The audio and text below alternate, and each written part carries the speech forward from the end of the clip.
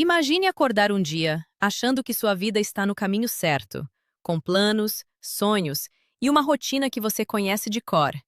E de repente, tudo isso vira poeira em questão de segundos. Você já sentiu isso? Aquela sensação de que o chão desapareceu debaixo dos seus pés, de que o corpo que sempre te obedeceu, de repente se torna um estranho? Essa história que eu vou te contar hoje é sobre um homem que viveu isso na pele, que perdeu o que muita gente considera impossível recuperar, mas encontrou dentro de si uma força que ninguém imaginava. Se você está aqui, talvez esteja passando por uma dor parecida, uma perda, um limite que parece intransponível. Eu te peço de coração, deixa aquele like e se inscreve no canal. Não é por mim, é porque histórias como essa precisam chegar até quem está no escuro agora, precisando ouvir que ainda é possível levantar. Seu gesto simples ajuda essa mensagem a alcançar mais vidas que estão esperando. Exatamente por essa palavra de esperança, no momento certo.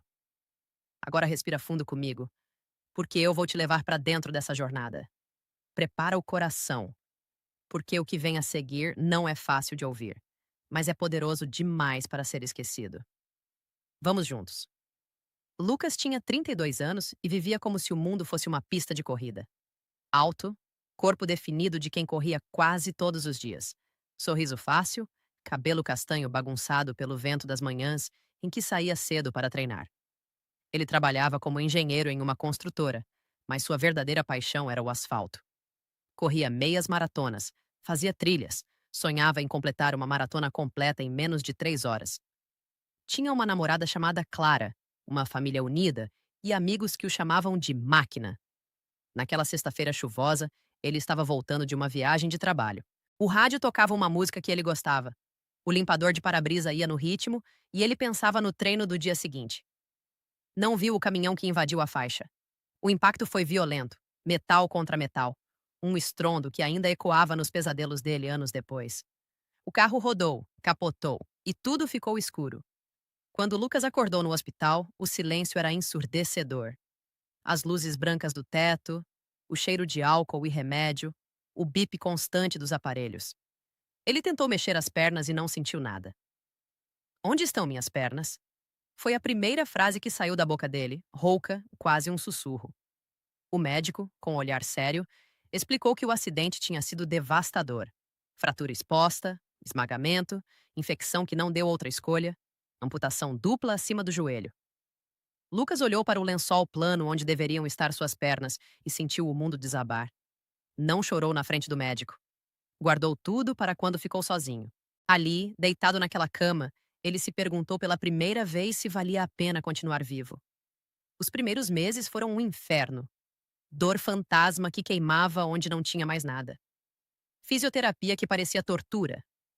Ele olhava para as próteses novas, frias, de metal e carbono, e sentia raiva.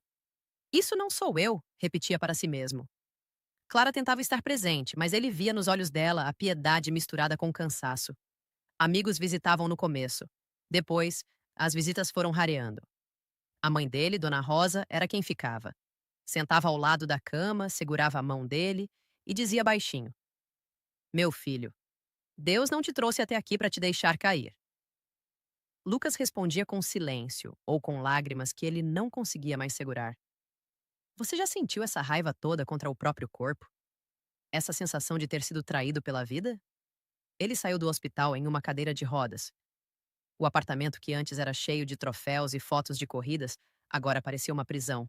Lucas passava horas olhando pela janela, vendo as pessoas correrem na rua como se fosse a coisa mais normal do mundo. Uma noite, quase no fundo do poço, ele pegou o celular e assistiu a um vídeo de um atleta paraolímpico. O homem corria com lâminas, sorria, suava, competia. Pela primeira vez em meses, Lucas sentiu um fio de curiosidade. No dia seguinte, ligou para o centro de reabilitação e pediu para intensificar o treino. O fisioterapeuta, um homem chamado Marcos, de uns 45 anos, olhou para ele e disse: Lucas, vai doer pra caramba. Você vai cair, vai xingar, vai querer desistir. Mas se você aguentar, eu te mostro que essas pernas novas podem te levar mais longe do que as antigas. E doeu. Doeu demais. As primeiras tentativas de ficar em pé com as próteses eram humilhantes. Ele caía, batia o queixo no chão, sentia a pele machucar nos encaixes. Suava frio de dor. Tinha noites em que acordava gritando porque a dor fantasma voltava como fogo. Eu não consigo, ele dizia chorando para a mãe.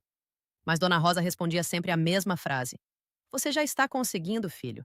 Só não percebeu ainda. Clara não aguentou. Um dia ela sentou na frente dele e disse com lágrimas nos olhos: Eu te amo, Lucas, mas não sei se consigo te ver assim todos os dias. Ele entendeu.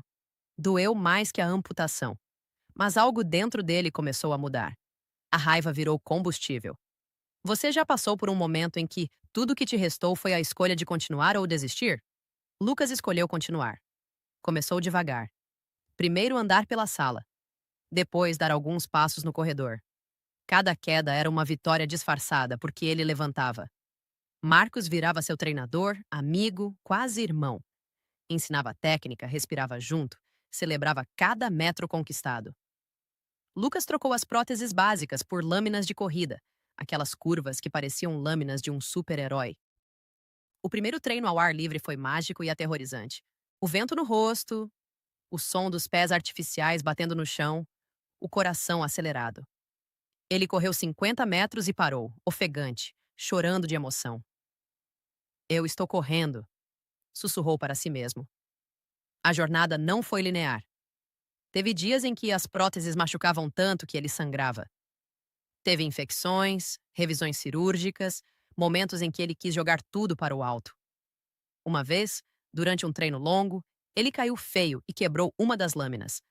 Sentado no chão da pista, suado, exausto, ele gritou para o céu: Por que comigo?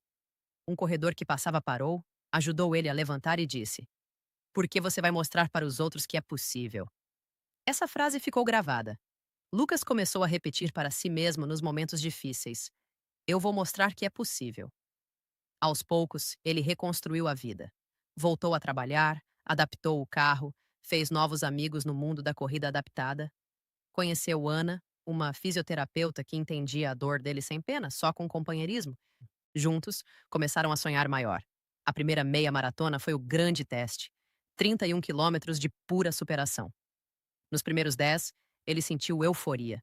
No meio, as dores vieram fortes, as dúvidas também. E se eu não conseguir terminar?